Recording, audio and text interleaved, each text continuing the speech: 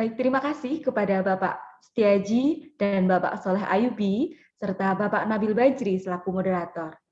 Acara selanjutnya akan kami hadirkan untuk Anda sesi istimewa yang didukung dan dibawakan oleh Microsoft Indonesia yang akan membahas topik tren tentang Human and AI dengan moderator dari salah satu pendiri IKRA.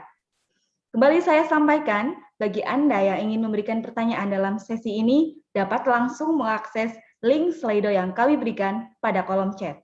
Selain itu, akan ada link absensi untuk mendapatkan e-sertifikat acara Data Science Weekend hari ini, yang di-share dalam live chat YouTube yang diberikan pada pukul 18.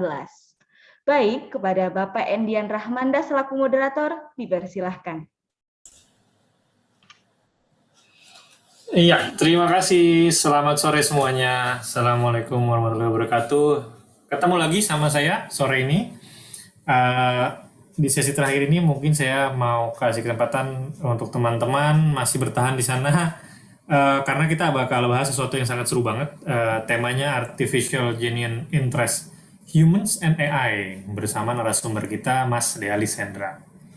Sebelumnya saya mengucapkan selamat datang buat yang baru datang dan terima kasih banyak yang udah nonton dari pagi, mungkin dari kemarin di acara Data Science Weekend 2021 ini. Temanya tahun ini Rebalancing the Power. Nah, acara ini diselenggarakan oleh Data Science Indonesia, komunitas data science terbesar di Indonesia. Seperti sesi-sesi yang dari tadi pagi juga, kita mau coba bahas diskusi untuk mendapatkan perspektif baru ya mengenai dunia data di saat ini gitu. Dan juga di saat yang datang untuk saling berbagi wawasan sama data and tech enthusiast and talent mengenai tantangan yang kita hadapi dan adaptasi yang kita lakukan sekarang juga, apalagi di masa sulit pandemi seperti ini. Harapannya supaya kita bisa sesuai dengan temanya rebalancing ya, atau mencari keseimbangan baru di masa pemulihan dan menggunakan kekuatan pemanfaatan data.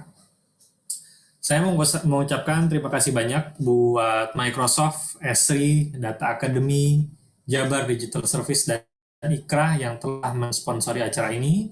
Terima kasih juga buat media partner Deeptech dan Lokadata, dan juga community partner kita, ada AI for Impact, Female Geek, Jakarta Machine Learning, R Ladies, Deeptech, dan juga Data Science Universitas Indonesia. Dan juga tentunya terima kasih banget buat semua pengisi acara dan panitia yang terlibat di hari ini.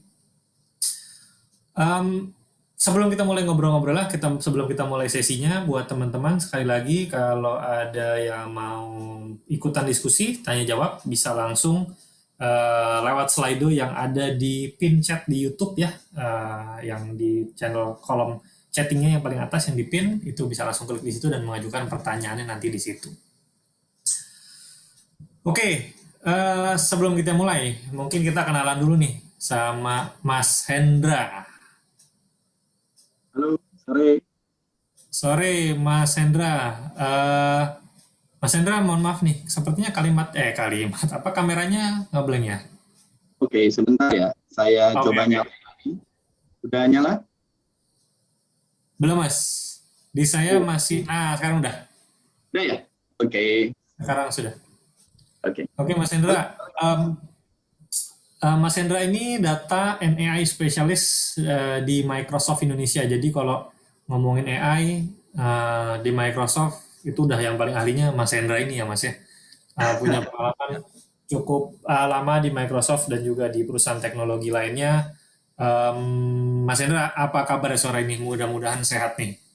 Baik, alhamdulillah sehat, Mas Hendy. Mas Hendy apa kabar? Sehat, alhamdulillah. Oke, Mas Hendra, kayaknya sebelum kita ngobrol-ngobrol, Mas Hendra ada yang mau disampaikan ya tentang humans dan AI dan bagaimana implementasi AI di society kita lah gitu ya, Mas Hendra ya. Iya. Iya. Mungkin jadi, langsung aja aku lempar ke Mas Hendra. Oke, Mas Hendy. Kamera dan mikrofon saya persilahkan. Terima kasih banyak Mas Hendy. Halo, selamat sore teman-teman penggiat data atau teman-teman data science Indonesia secara khususnya. Perkenalkan, nama saya Dea Lisendra. Saya adalah Data and AI Specialist dari Microsoft Indonesia. Topik yang coba saya share di sore ini, makasih semangatnya masih stay di weekend sore ini ya, kita bagi-bagi ilmu, bagi-bagi pengalaman. Topik yang mau saya share sore ini adalah mengenai humans dan AI gitu.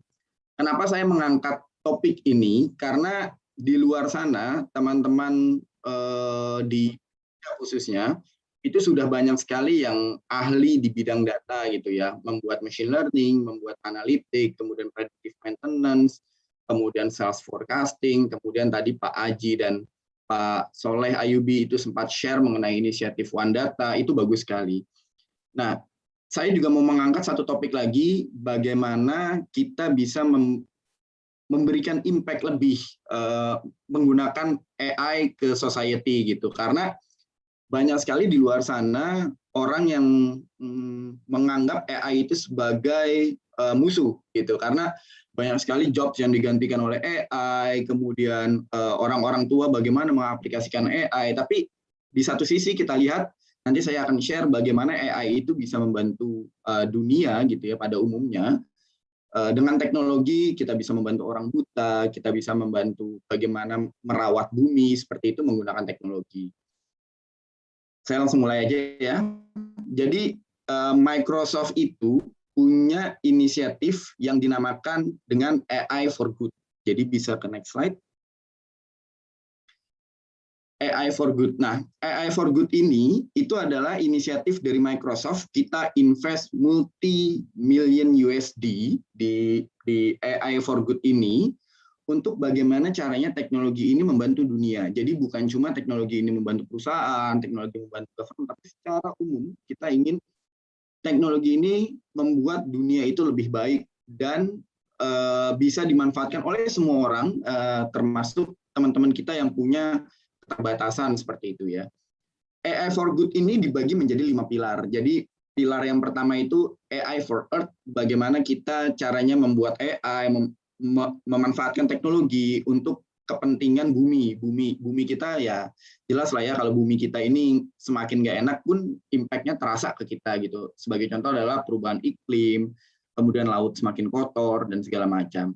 Kemudian pilar yang kedua itu adalah AI for Accessibility. Nah, kita Microsoft itu selalu menciptakan teknologi itu secara inklusif. Artinya semua teknologi itu bisa digunakan oleh semua orang, tidak terkecuali teman-teman yang punya keterbatasan seperti itu. Nah, oleh sebab itu Microsoft itu punya satu inisiatif AI for Accessibility. Nanti saya akan share di belakang contoh-contoh yang sudah kita implementasikan ataupun sedang kita jalankan antara Microsoft dengan partner.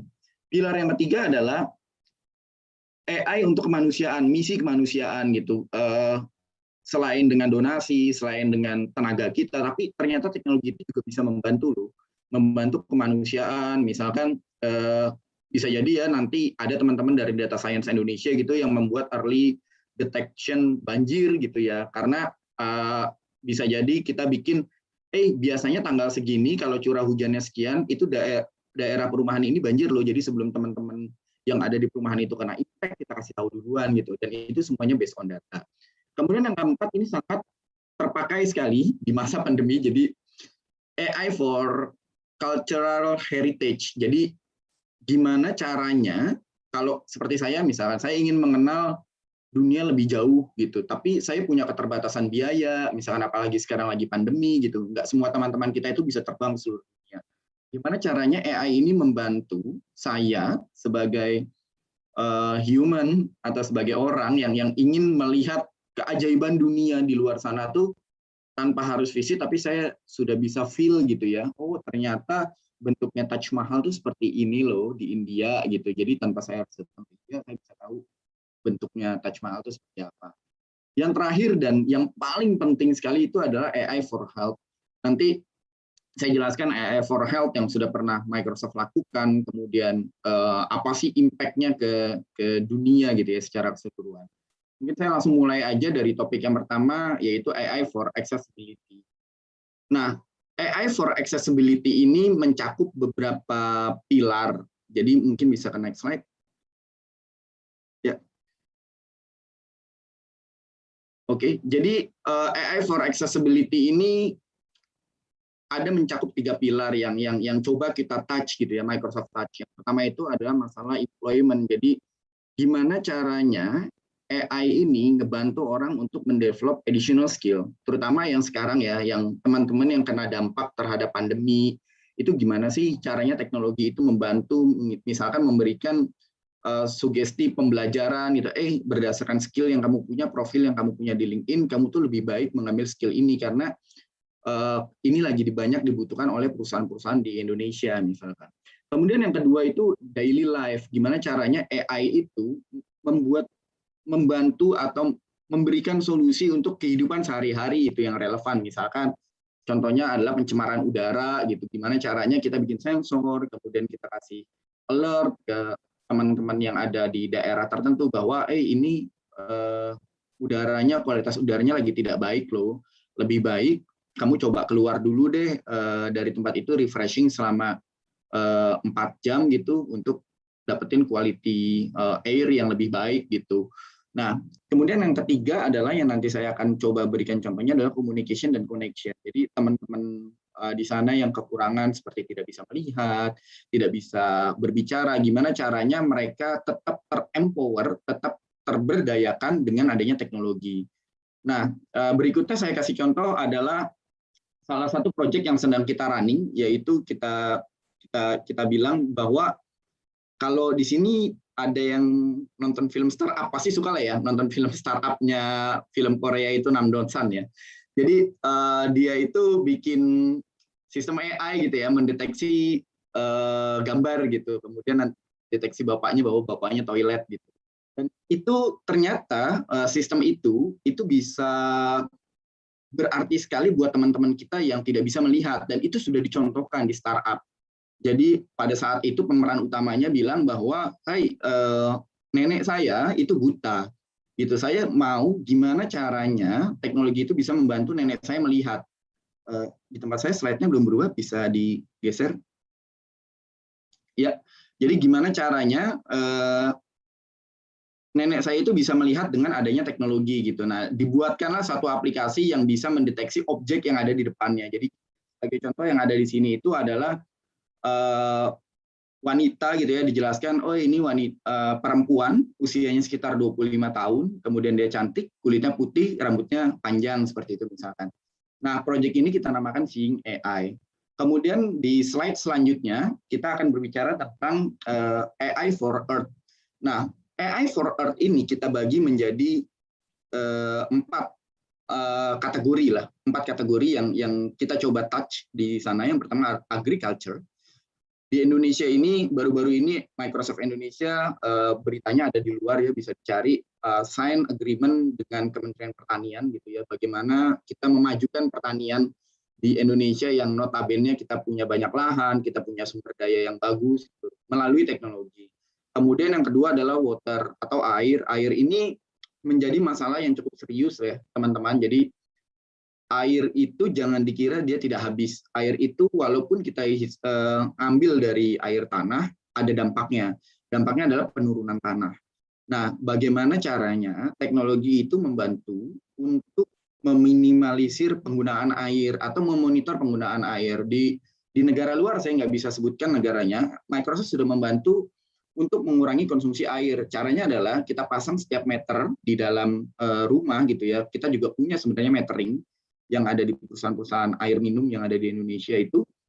Kita kasih pengingat bahwa Anda itu boros penggunaan air. Lebih baik air Anda dimatikan karena penggunaannya sudah sekian meter kubik gitu ya. Sebenarnya itu tidak sulit saya yakin untuk teman-teman data science di sini atau teman-teman yang melihat presentasi saya, tapi ada nggak orang yang kepikiran untuk itu gitu, karena dengan menghemat air itu kita bisa menolong bumi gitu.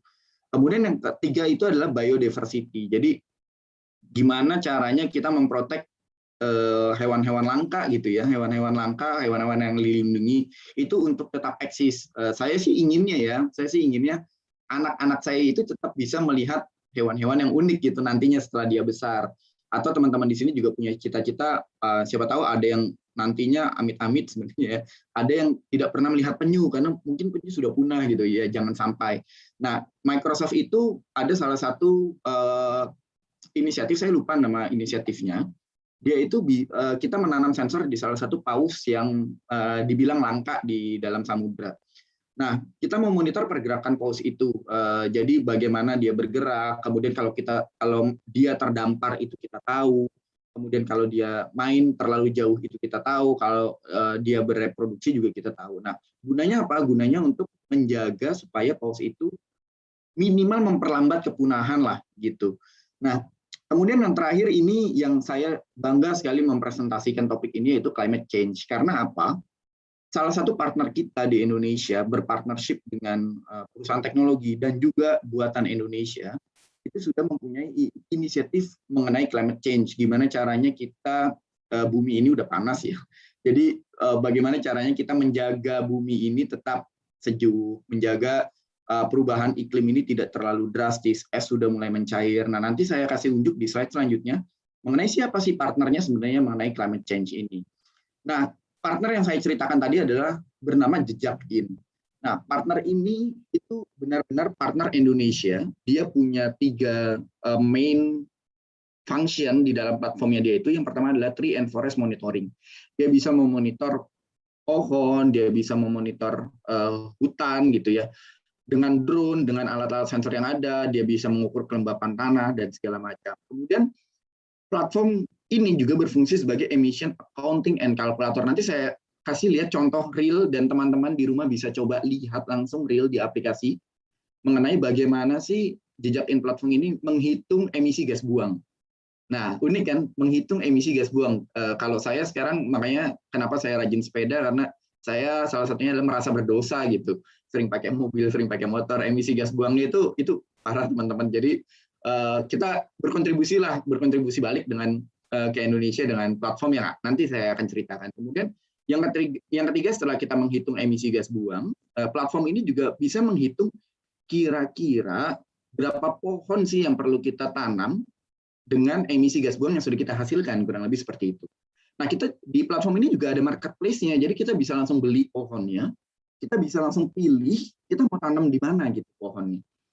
Menarik kan? Nah, saya akan lanjut ke slide berikutnya, yaitu lebih detail lagi mengenai platformnya itu seperti apa. Jadi platformnya ini bisa menggeter data dari beberapa device gitu, bisa dari sensor, bisa dari drone, bisa dari mobile data, bisa dari map gitu ya. Kemudian diproses menggunakan machine learning running on top of Microsoft Azure.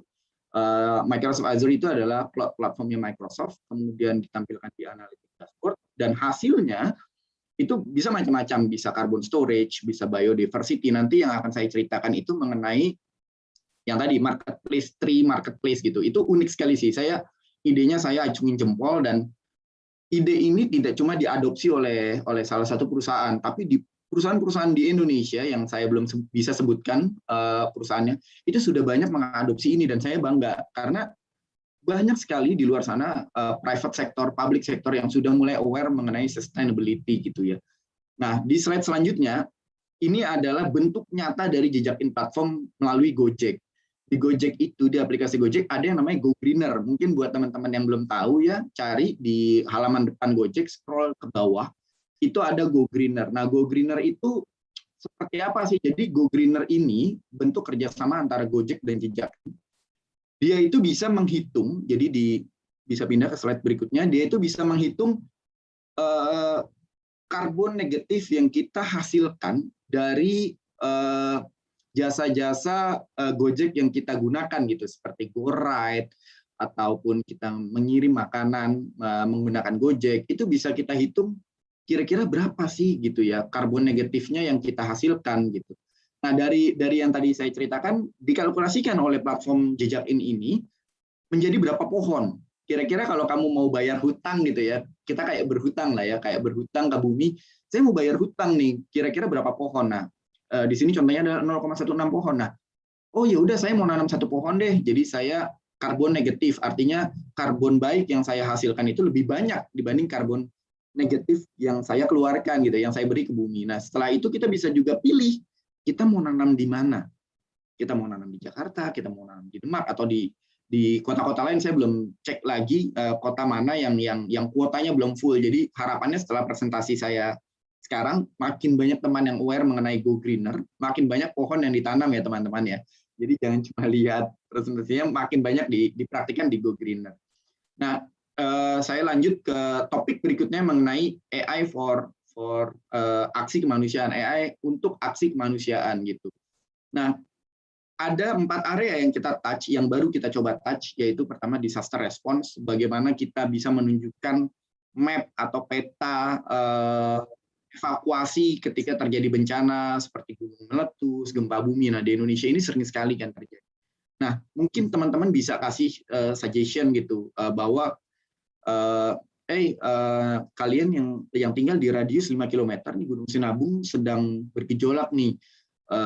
Jadi kirim alert melalui SMS, melalui WhatsApp, misalkan coba lari ke area ini sudah ke area 3 km ke arah timur, ini sudah aman nih, berdasarkan sistem kita ini tidak pernah kena dampak gitu, dari mulai abu vulkanik misalkan, atau awan panasnya 3 km ke arah timur ini aman nih, karena anginnya sedang ke arah barat misalkan. Nah, kemudian yang kedua adalah needs for children. Gimana caranya kita memastikan bahwa anak-anak itu aman gitu, dan anak-anak itu bisa hidup dengan layak lah. Kita tidak bilang hidup baik ya, tapi hidup layak minimal, nutrisinya baik, kemudian dia hidup di daerah yang aman gitu. Nah, yang terakhir adalah human rights gitu. Human rights ini banyak dipakai terutama di negara-negara yang kasus bullyingnya tinggi gitu, karena dia bisa memonitor, kemudian mendeteksi ada nggak pelanggaran yang dilakukan oleh human gitu ya, kemudian kira-kira nanti next-nya seperti apa melalui CCTV. Nah, di slide selanjutnya saya kasih satu contoh mengenai AI untuk aksi kemanusiaan. Jadi ini untuk terkait needs of children ya. Jadi ada teknologi yang dibangun oleh partnership dengan Operation Smile namanya. Jadi Operation Smile ini adalah lembaga khusus non-profit yang mungkin bahasa Indonesianya adalah fokus ke penyakit bibir sumbing gitu. Jadi gimana caranya dengan AI dia itu bisa memastikan bahwa outcome-nya itu lebih baik dari biasanya dan mempermudah pekerjaan dokter. Nah, ini salah satu contoh anak kecil yang tadinya bibirnya tidak sempurna, kemudian dioperasi oleh Operation Smile, kemudian alhamdulillah hasilnya mendekati sempurna seperti itu. Nah, ini juga bisa kita pakai gitu ya, mengenai aksi kemanusiaan ini, seperti yang tadi saya bilang, bahwa deteksi banjir, kemudian deteksi gempa bumi dan segala macam, pembagian bantuan, kita bisa bekerja sama dengan tadi Pemprov Jabar gitu ya, mengenai bansos, pembagian bansos menggunakan AI itu gimana caranya, mana yang lebih baik dikunjungi lebih dulu, karena misalkan coba kunjungi daerah Bale Endah karena apa? Di sana selain kena dampak COVID, tapi juga ternyata kena dampak banjir gitu. Atau kunjungi Garut seperti itu misalkan, karena di sana lebih banyak daerah-daerah yang terisolir, selain kena COVID ternyata rawan longsor misalkan seperti itu. Ayo teman-teman mulai bergerak ya untuk humanity. Jadi ilmunya dipakai bukan cuma untuk ya tentu kita semua mencari uang gitu ya, tapi juga untuk aksi kemanusiaan. Nah, yang pilar selanjutnya adalah AI for culture heritage. Nah, ini tadi yang saya ceritakan. Dunia itu kan punya sejarah yang luar biasa ya di luar sana gitu. Terus tempat-tempat menarik, kemudian bahasa-bahasa yang banyak sekali di luar sana, yang even saya sendiri bahasa Inggris, bahasa Indonesia, bahasa Sunda, bahasa Jawa, bahasa apalagi di Indonesia ini bahasa Padang, bahasa Batak, itu banyak sekali ya. Tapi gimana caranya kayak seperti saya gitu ya. Saya ingin berkomunikasi dengan orang Padang di pedalaman sana misalnya. Terus saya nggak ngerti nih orang ini ngomong apa gitu. Nah, bisa nggak diterjemahkan dengan AI gitu. Nah, di Microsoft sendiri itu udah ada teknologi yang namanya speech to text ya. Speech to text itu adalah ketika teman-teman pakai Microsoft Teams, yaitu adalah collaboration platform yang punya Microsoft, itu bisa otomatis nyalakan yang namanya feature translator kalau tidak salah nama feature-nya. Nah, di situ ada speech to text. Jadi ketika kita berbicara, teman-teman yang tidak bisa mendengar itu bisa membaca. Jadi di situ ada teksnya diterjemahkan. Sementara ini masih bahasa Inggris, bahasa Indonesia sedang development ke sana, gitu ya. Itu bayangkan impact yang dihasilkan oleh teknologi yang sebenarnya teman-teman bisa buat gitu, tapi mungkin belum terfikirkan impact-nya lebih luas seperti itu. Nah, di slide ini saya contohkan salah satu bangunan gitu ya, bangunan tua, kita bilangnya historical artifact di slide selanjutnya. Itu bagaimana caranya kita menghadirkan historical artifact ini secara virtual menggunakan HoloLens. Nah, kita punya Danau Toba, kita punya Candi Borobudur, kita punya banyak sekali di Bali, itu banyak sekali objek wisata yang menarik gitu ya, dan bersejarah. Nah, dengan adanya dampak COVID ini, salah satu yang berdampak signifikan itu adalah sektor pariwisata, teman-teman. Jadi sektor pariwisata ini kena impact COVID ini luar biasa. Nah, bagaimana caranya AI itu bisa memberikan ide ke teman-teman di pariwisata, itu menghadirkan tur virtual misalkan, menghadirkan fitur virtual, tidak perlu ke Bali, Anda cukup menggunakan HoloLens, subscribe seharga sekian, Anda bisa keliling Bali misalkan, di guide dengan guide lokal, kalau ingin live bisa live gitu, bisa menikmati, oh Bali itu sisinya seperti apa sih, kemudian ada hal-hal menarik apa, jadi nanti ketika pandemi ini selesai, mudah-mudahan cepat selesai, ketika kita visit ke Bali, kita tidak bingung lagi gitu, oh kita mau kemana, kita tinggal oh saya mau pegang dong Candi Borobudur itu seperti apa, saya udah lihat loh secara virtual, itu menarik sekali, besar sekali ya, banyak lorong, banyak tangga, tangganya banyak gitu. Saya ingin dong menaiki secara langsung Candi Borobudur. Nah, itu kan bisa membantu ya teman-teman kita yang di luar sana yang belum punya kesempatan untuk melihat secara langsung Candi Borobudur itu seperti apa. Yang terakhir, topik yang menurut saya paling relevan untuk saat ini itu adalah AI for Health. Jadi gimana caranya AI ini membantu di sisi kesehatan gitu. Di luar sana Microsoft punya banyak inisiatif, salah satunya adalah operasi tapi tidak bersentuhan langsung dengan pasien gitu. Jadi menggunakan HoloLens secara virtual, kemudian penyembuhan COVID gitu ya. Bisa jadi kita bilang sekarang teman-teman dokter sudah banyak korban gitu ya, sudah banyak yang pahlawan-pahlawan kita sudah banyak yang terkena COVID gitu ya. Siapa tahu teman-teman di sini ada yang punya inisiatif gitu membangun AI, machine learning on top of virtual reality device atau mixed reality device. Gimana caranya dokter memonitor pasien COVID itu dari jarak jauh. Jadi tidak perlu bersentuhan, tidak perlu visit secara fisik gitu ya. Tapi bisa dari jauh gitu, pakai device, nggak usah MR, nggak usah VR, pakai handphone misalkan, kemudian handphone itu bisa memberi ya dokter juga ingatannya mungkin terbatas gitu ya karena banyak sekali pasien yang di handle, bisa jadi memberikan pengingat, Pak pasien nomor sekian itu terakhir di visit tanggal 20 misalkan, ini harusnya sudah di visit loh, terus obat-obat yang biasa diberikan terhadap pasien-pasien serupa tuh obat-obat ini, Bapak mau memberikan rekomendasi secara otomatis nggak terhadap pasien yang tadi saya berikan sugestinya seperti itu misalkan. Nah, bayangkan impact-nya teman-teman, impact-nya itu luar biasa sekali kan. Nakes-nakes kita bisa lebih aman dalam mengobati, kemudian teman-teman kita yang terkena COVID itu mungkin penyembuhannya bisa lebih cepat dengan rekomendasi obat yang diberikan oleh sistem AI yang teman-teman bisa buat gitu. Nah, di slide selanjutnya ini ada beberapa contoh yang sudah Microsoft lakukan di dunia mengenai kesehatan gitu, AI for kesehatan. Yang menarik itu yang nomor 2.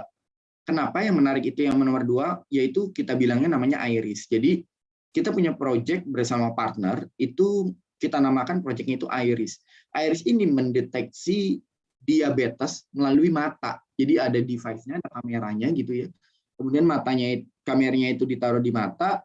Nah, nanti kita bisa early detection bahwa oh, orang ini itu berpotensi mempunyai penyakit diabetes untuk kedepannya atau untuk saat ini. Nah, di Indonesia itu kan diabetes itu salah satu penyakit yang quote and quote mematikan secara perlahan ya, selain cancer gitu. Banyak sekali orang-orang di negara kita ini yang terkena diabetes tanpa disadari, begitu sudah parah, sudah komplikasi baru menyadari, oh ternyata saya kena diabetes. Kenapa kena diabetes? Karena kita senang sekali makan makanan manis, nasi gitu. itu manusiawi. Tapi bagaimana caranya sekarang kita membantu untuk early detection diabetes. Salah satunya tadi iris, bisa lewat mata gitu ya. Kita bisa kasih misalkan deteksi dini diabetes secara gratis gitu ya. Jadi semakin sedikit orang-orang yang terkena diabetes. Harapannya seperti itu ya, amin. Nah, terus bagaimana sih Pak ini? Sepertinya sulit ya mewujudkan proyek-proyek AI ini, karena AI ini nggak mudah dibikinnya gitu. Nah, saya mau memperkenalkan platform AI Microsoft di next slide-nya, yaitu Microsoft Portfolio for AI. Jadi kita punya portfolio yang cukup lengkap dari mulai foundation yang biasa dipakai oleh developer dan data science. Jadi bagaimana caranya Microsoft ini membantu developer, kita menyediakan banyak sekali pre-built model yang bisa dipakai oleh teman-teman developer untuk membuat AI system gitu, dari mulai vision, speech, language, decision making, itu bisa kita punya pre-built modelnya yang ada di dalam Microsoft platform, yaitu Microsoft Azure. Kemudian kita juga punya banyak sekali skenario based services yang ada di Microsoft Azure, yaitu kita bilang Azure AI, skenario based services, dari mulai buat service, cognitive search, yang seperti tadi kita search berdasarkan gambar misalkan, atau yang ya, kalau teman-teman memperhatikan tadi slide sebelumnya saya bilang bahwa membantu orang yang tidak bisa melihat dengan cara menggunakan handphone gitu ya, seperti di film Startup, itu ternyata tidak terlalu sulit gitu, karena kita punya kognitif, kemudian kita punya konten moderator, kita punya form recognizer. Jadi form recognizer kalau punya form, saya cuma foto, kemudian bisa langsung di-convert ke dalam Excel file seperti itu. Banyak sekali. Kemudian selain kita memfasilitasi developer dan data science, ingat tadi saya sampaikan bahwa Microsoft itu selalu menciptakan teknologi itu secara inklusif, artinya bisa digunakan oleh semua orang, teknologinya bisa dimanfaatkan oleh semua orang, termasuk business user atau end user biasa gitu. Nah, kita memperkenalkan namanya Power Platform. Di dalam Power Platform ini ada yang namanya Power BI, ada yang namanya Power Apps, ada yang namanya Power Automate, ada yang namanya Power Virtual Agent. Nah, ketika teman-teman yang saya tidak begitu mengerti bagaimana membuild model untuk membuat chatbot gitu ya, kita sediakan yang namanya Power Virtual Agent. Jadi di dalam keluarganya Power Platform ini, itu kita bilangnya low code no code platform. Jadi lagi happening sekali ya, low code no code gitu. Kalau buat teman-teman developer, aduh capek ngoding, ya udah kita pakai low code no code aja biasanya seperti itu. Nah, itu kita sediakan chatbot yang udah ready to use, kita bilangnya namanya Power Virtual Agent. Kita tinggal bikin flow sesimpel drag and drop, bikin flow ketika ditanya apa, botnya menjawab apa, ada beberapa kemungkinan jawaban, itu kan bisa kita pakai ya. Nah, kemudian Power BI. Power BI ini adalah BI platform yang dimiliki oleh Microsoft. Di dalam sana itu juga sudah built-in AI, seperti misalkan saya mau bertanya berapa jumlah bansos yang sudah disalurkan ke wilayah Bekasi misalkan. Nah, instead of kita klik-klik gitu ya, klik chart yang bagian Jabar, kemudian klik lagi bagian Bekasi, klik lagi bagian kelurahan, kita bisa bertanya secara langsung menggunakan bahasa manusia gitu. Jadi kita ketik pertanyaannya, kemudian kita enter, nanti platform tersebut sudah bisa menampilkan data yang kita maksud gitu. Asal datanya ada ya. Kalau datanya nggak ada tapi kita tanyain, ya namanya juga komputer ya, datanya nggak ada, dia hanya mencari data yang sudah disediakan oleh end user gitu. Nah, yang paling atas itu adalah platform yang paling sering digunakan oleh end user. Kalau teman-teman mau coba gitu ya, AI yang sudah built-in, yang sudah bisa digunakan oleh teman-teman semua, itu adalah coba buka PowerPoint ya. Buka PowerPoint, kemudian buka blank canvas gitu ya, blank slide, kemudian masukkan satu gambar di sana, nanti di sana ada suggestion untuk desain. Nah, kita buatkan di sebelah kanan, di kolom sebelah kanan, kalau lagi buka PowerPoint, itu nanti ada beberapa desain yang kita berikan, sepertinya desain ini menarik gitu untuk gambar yang Anda berikan di dalam slide ini gitu. Nah, itu bisa langsung dipakai tanpa perlu memikirkan ini gambarnya enaknya diapain ya. Kemudian ini tuh, aduh ini gambarnya kurang menarik, kayaknya enak dipotong setengah deh, atau dibentuk lingkaran gitu gambarnya. Nah, tanpa perlu memikirkan itu, teman-teman udah langsung bisa menggunakan suggestion yang ada di Microsoft PowerPoint gitu. Itu salah satu contoh bahwa Microsoft itu menciptakan teknologi secara inklusif, bisa digunakan oleh semua orang.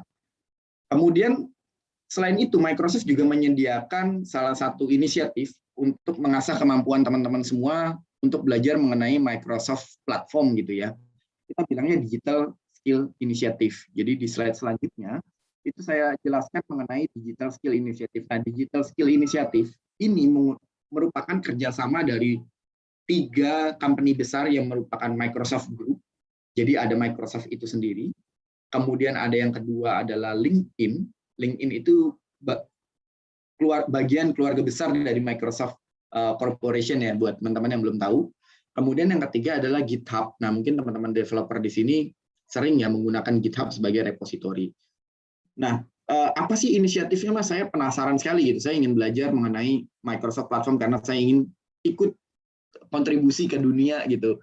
Tadi udah disampaikan, Microsoft ini baik sekali, sudah membantu dunia gitu untuk menciptakan dunia yang lebih baik. Nah, slide selanjutnya itu ada beberapa source yang bisa dimanfaatkan oleh teman-teman developers atau teman-teman yang tidak punya skill developer sama sekali, itu bisa memanfaatkan beberapa link ini, bisa dicatat linknya. Yang pertama itu adalah opportunity.linkedin.com. Ini itu source ini itu di opportunity.linkedin.com itu adalah source di mana dia menampilkan skill-skill yang paling banyak dibutuhkan pada masa sekarang. Kan LinkedIn itu selain job seeker, dia juga punya sosial media untuk profesional lah ya. Nah, dia mengumpulkan data menggunakan AI, kemudian menyimpulkan, ternyata yang paling sering dibutuhkan itu adalah skill data science loh, skill tentang data engineer. Nah, ini LinkedIn tuh punya kurikulumnya. Jadi LinkedIn itu punya LinkedIn Learn juga, punya kurikulumnya yang bisa dimanfaatkan oleh teman-teman semua, nggak melulu teknikal. Misalkan bagaimana saya cara mengerti model penjualan gitu ya, model distribusi di perusahaan CPG, karena paling banyak ternyata sekarang sedang dicari adalah skill data engineer atau data science di bidang CPG, consumer product goods gitu ya. Nah, itu teman-teman bisa manfaatkan LinkedIn. Yang kedua adalah belajar MS Cloud. Nah, belajar MS Cloud ini menarik banget. Karena apa? Karena selain teman-teman itu belajar tentang bagaimana caranya menggunakan Microsoft Platform, teman-teman itu bisa dapat poin. Nah, XP kita bilangnya. XP ini bisa di-redeem. Menarik ya, XP ini bisa di-redeem ke berbagai hadiah. Ada yang mulai itu sertifikasi gratis, ada yang itu partner-led training itu artinya diajarin sama partner kita untuk bagaimana caranya menggunakan Microsoft Platform. Selain kita belajar sendiri, kita diajarin juga sama orang. Nah, yang terakhir ini saya rasa lebih ke arah developer atau technical skills, yaitu adalah GitHub. Jadi di GitHub ini kita banyak sekali lab yang bisa dicoba, yaitu lab.github.com. Teman-teman developer bisa masuk ke sana, bisa berkontribusi juga kalau mau gitu ya. Di GitHub, since GitHub ini sudah Microsoft Family, jadi feel free digunakan GitHub, mau share mengenai technical things di sana juga boleh. Gitu. Terus ada apa lagi sih, Pak? Ini doang gitu Microsoft? Enggak, Microsoft punya lagi gitu. Microsoft ada lagi 2 modul yang bisa teman-teman manfaatkan juga. Yang pertama itu adalah The Future Compute. Jadi ini belajar mengenai kita belajar mengenai AI dan rule-nya di society yang tadi saya jelaskan, beberapa kemungkinan yang bisa kita bangun gitu ya, menggunakan AI, solusi-solusi yang kita bisa buat menggunakan AI dan impact ke society. Kemudian yang kedua adalah AI Business School. AI Business School ini menarik banget karena kalau buat teman-teman yang kerja di enterprise gitu ya, di perusahaan, AI Business School ini mempunyai beberapa modul yang berkaitan dengan kebutuhan di dunia enterprise gitu. Jadi bisa di-scan langsung barcode-nya, kemudian bisa belajar langsung di situ. AI Business School even bisa langsung finish gitu ya. Ada kalau misalnya ada sertifikasi khususnya di sana. Nah, ini terakhir dari saya adalah satu video tentang event developer conference terbesarnya punya Microsoft yang diadakan beberapa minggu lalu. Ada announcement penting di sana yang mungkin menarik buat teman-teman lihat lagi. Ada announcement apa sih Pak? Ada announcement apa di DevCon kemarin? Mungkin bisa langsung di setel aja videonya teman-teman panitia.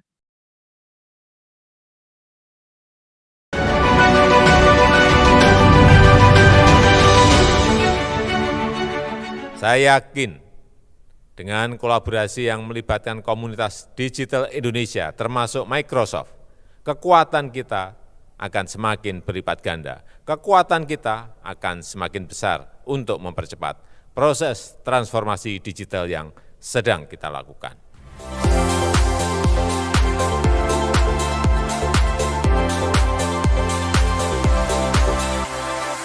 I am so proud to disclose that we'll be investing in Microsoft First Data Center region in Indonesia.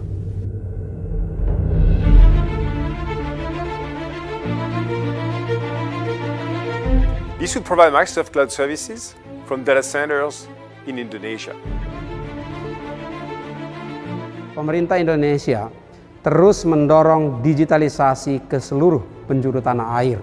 Kita bisa berkolaborasi bersama untuk mengakselerasi pemulihan ekonomi pasca pandemi. Dan kita harapkan akan terus meningkatkan kesempatan kepada seluruh masyarakat Indonesia dan bisnis, terutama usaha kecil menengah, untuk bisa mendapatkan akses terhadap infrastruktur ekonomi digital di seluruh pelosok tanah air.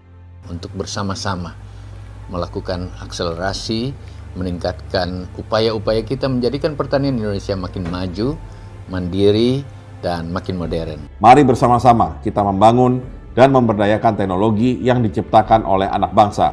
Dengan kolaborasi dan kepemimpinan teknologi dan inovasi akan meningkatkan efektivitas operasional BUMN. Kehadiran data center region Microsoft di Indonesia akan memberikan dampak positif untuk usaha di sini. Digital transformation brings great opportunity for our country. Mendorong perluasan implementasi teknologi digital hingga ke pelosok negeri. Digital integration is intended to be able to improve skills and work culture and to form a digital culture at all working levels. PLN percaya bahwa digitalisasi adalah kunci untuk menjalankan bisnis di masa depan. Dalam upaya memberdayakan Indonesia, akan mendorong inovasi teknologi di dalam negeri. Security and privacy is our key differentiator. Big data tentunya memiliki peran penting dalam kemajuan industri penerbangan. Ini sebuah terobosan yang sangat penting sekali. Pembangunan infrastruktur pusat data sangat dibutuhkan untuk mempercepat adopsi teknologi digital di berbagai industri. Di mana digitalisasi adalah satu-satunya untuk kita bisa leapfrog. Dalam pengembangan digitalisasi di tanah air, kami yakin Microsoft akan terus berkontribusi untuk mendukung digital ekonomi di Indonesia. Keberadaan Microsoft Data Center akan dapat mendorong pemberdayaan berbagai potensi ekonomi digital di negeri ini. Bersama-sama kita akan mengakselerasi digitalisasi di Indonesia. Baik dari segi teknologi dan inovasi artificial intelligence, modernisasi edukasi, keterampilan dan kelayakan kerja, dan keberlanjutan dampak sosial. I want you to think about your company, your business, whether it's a big business or a small business, and how you can use some of the features of Azure to make your life easier. While we have incredibly talented people on our team, their creativity can never match the collective knowledge and the skill of the global developer community. Now, this is to us very critical because we are seeing an increasing acceleration of Indonesia as an e-economy. COVID-19 ini justru malah mendorong banyak sekali inovasi-inovasi di unicorn dan juga sebenarnya di perusahaan-perusahaan pada umumnya. Kita harus keluar berpikir out of the box. Pada tahun 2025 akan ada 500 juta aplikasi baru yang dibuat di seluruh dunia. Showcase fitur terbaru dari Microsoft untuk membantu rekan-rekan dalam melakukan data management dan governance, seperti proses data discovery, cataloging, insight, dan sebagainya. Your language, your tools, your apps, any platform. Hari ini adalah untuk para pendidik, siswa, dan para startups yang akan menciptakan dan mengubah ekonomi digital Indonesia. Cloud itu berat, biar Azure aja. Aku, kamu, kita siap berdayakan Indonesia.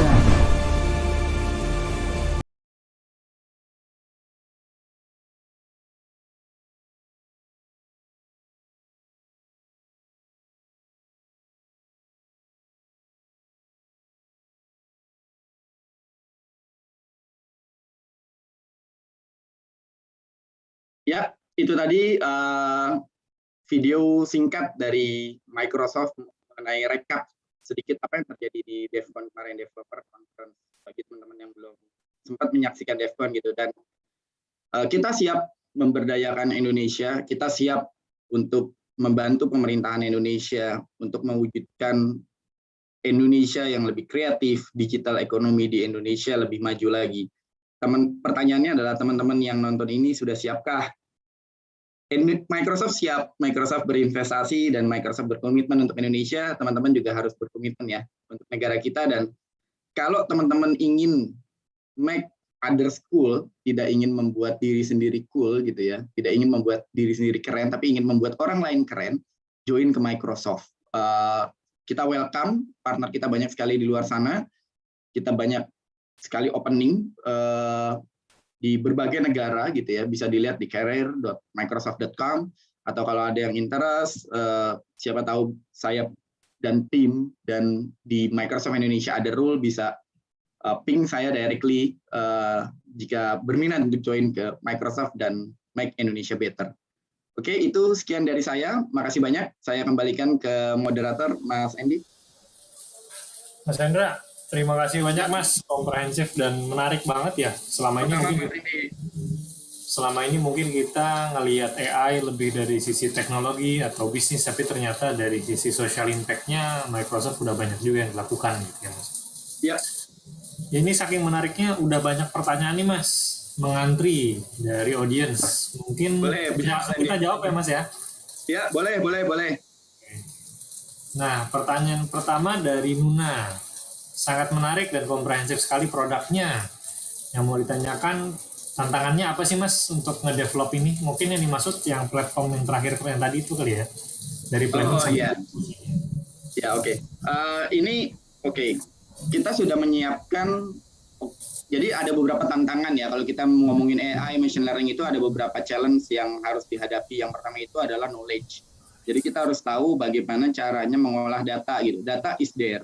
Tapi kalau kita nggak punya skill untuk mengolah data itu, ya nggak jadi apa-apa datanya gitu. Makanya tadi kita punya digital skill initiative. Teman-teman udah bisa terjawab yang masalah skill. Kemudian yang tidak kalah penting, yang kedua itu adalah kesiapan data atau data readiness. Tadi ada pertanyaan di sesi sebelumnya, kalau tidak salah ya, di sesinya Pak Soleh Ayubi dan sesinya Pak Setiaji itu ada yang menanyakan tuh, itu kesiapannya gimana sih data di Indonesia gitu? Karena mungkin teman-teman di sini udah nggak sabar gitu, ingin berkontribusi ke Indonesia melalui data gitu. Nah, yang faktor kedua ini memang banyak di luar sana yang belum siap. Contohnya adalah datanya masih berantakan, kemudian datanya masih belum seragam, datanya masih tidak tahu ada di mana, data ada, bahkan ada yang menganggap data itu nggak penting gitu. Jadi data itu mereka keep itu hanya sebagai audit purpose, misalkan kalau di company gitu ya. Data disimpan 5 tahun, ya udah disimpan aja, nggak diapa-apain tuh, nggak dibuat untuk analisa marketing campaign, nggak dibuat untuk analisa performance, enggak. Mereka simpan hanya untuk audit purpose. Itu masih banyak teman-teman. Jadi yang nomor 2 ini balik lagi ke teman-teman semua yang bekerja di perusahaan, seberapa siap data yang ada untuk kita pakai dan kita terapkan machine learning di atas sana gitu. Harapannya jadi satu AI system gitulah ya. Itu sih kalau menurut saya tantangannya. Ya Mas, jadi bukan dari tidak adanya data ya Mas, tapi justru malah kesiapan datanya tersebut dan kemampuannya. Betul. Ya.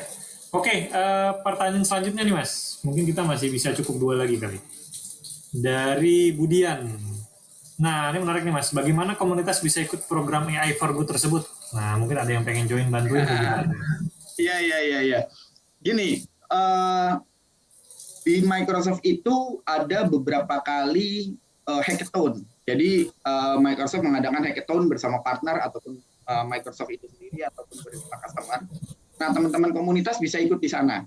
Bisa ikut hackathon yang diadakan oleh Microsoft. Nanti kalau ada event hackathon selanjutnya, saya minta data di invite ya teman-teman di Data Science Indonesia. Jadi bisa ikutan gitu, komunitasnya bisa ikut hackathon gitu.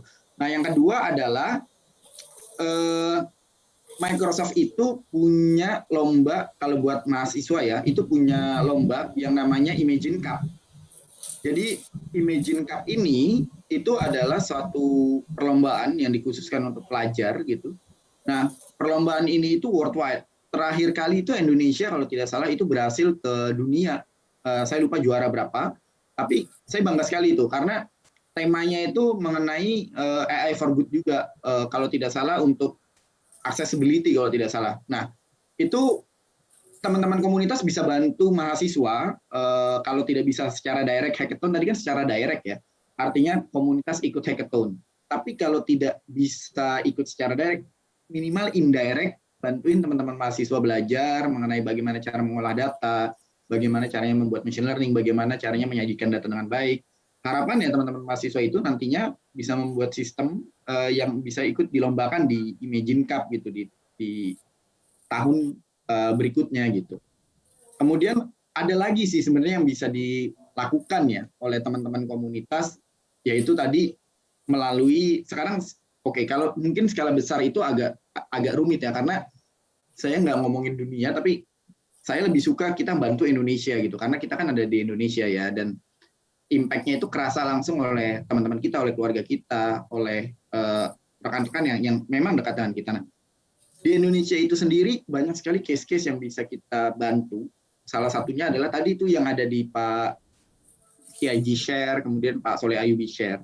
Nah, kalau ada ide menarik gitu ya, sampaikan ke saya, kemudian nanti bisa kita go bareng gitu ya ke Pemprov, ke perusahaan-perusahaan yang membutuhkan ide-ide cemerlang dari teman-teman semua. Karena sekarang ini bocoran aja ya, jadi banyak sekali di luar sana itu perusahaan ingin mempunyai value edit baru ketika mereka menjual barang. Nah, teman-teman bisa tebak nggak value edit baru apa kira-kira yang dibayangkan oleh perusahaan itu? Biasanya ya, value edit yang dibayangkan itu adalah beli mobil gratis servis 10 kali misalkan. Itu value edit ya. Atau beli motor gratis handphone gitu ya, atau beli motor untuk dipakai teman-teman Gojek gratis servis atau diskon di servis 70% atau 50%. Itu valid. Tapi ternyata udah mulai banyak perusahaan-perusahaan itu value edit sustainability yang tadi saya ceritakan. Salah satunya adalah tadi itu jejak in dia. Dia itu ngebantu perusahaan-perusahaan itu untuk berkontribusi langsung ke dunia gitu ya, untuk mencegah perubahan iklim yang semakin ekstrim ini atau semakin parah ini gitu ya. Gimana caranya membantu dengan cara menanam pohon, menghitung karbon offset, kemudian menghitung kira-kira jumlah pohonnya berapa. Nah, kalau ada komunitas yang memang tertarik mengenai AI for Good, punya ide menarik, sampaikan ke saya, nanti saya akan carikan program di Microsoft locally. Saya tidak menjanjikan, tapi saya coba carikan karena saya sendiri sangat tertarik mengenai AI for Good ini. Nanti kita bisa bicara di lain kesempatan gitu, karena ini waktunya terbatas ya, Mas Endi, gitu sih. Ya, Mas Hendra, mudah-mudahan tadi menjawab pertanyaannya ya. Jadi singkatnya langsung message aja di LinkedIn ke Mas Hendra ya. Singkatnya gitu, oke. Thank you banget nih Mas. Ini sebenarnya kita pertanyaan masih banyak, tapi sayangnya memang waktunya sudah di ujung. Jadi kita harus tutup di sini. Saya mengucapkan banyak terima kasih buat Mas Hendra. Diingatkan di akhir hari ini bahwa AI itu ternyata manfaat sosialnya itu banyak ya Mas, yang seperti yang sudah dijalankan sama Microsoft dan mungkin beberapa perusahaan lain di Indonesia. Jadi banyak caranya untuk kita bisa berkontribusi lah dari sisi komunitas ke for social goods ini melalui AI. Oke, Mas Hendra, seperti biasa Mas, sebelum kita bubar, kita foto bareng. Saya mau manggil backdrop kita nih, Mas Alam, Mas Nabil dari nongol kalau pas foto doang. Nah, kan nongol kan. Nah, ini dia.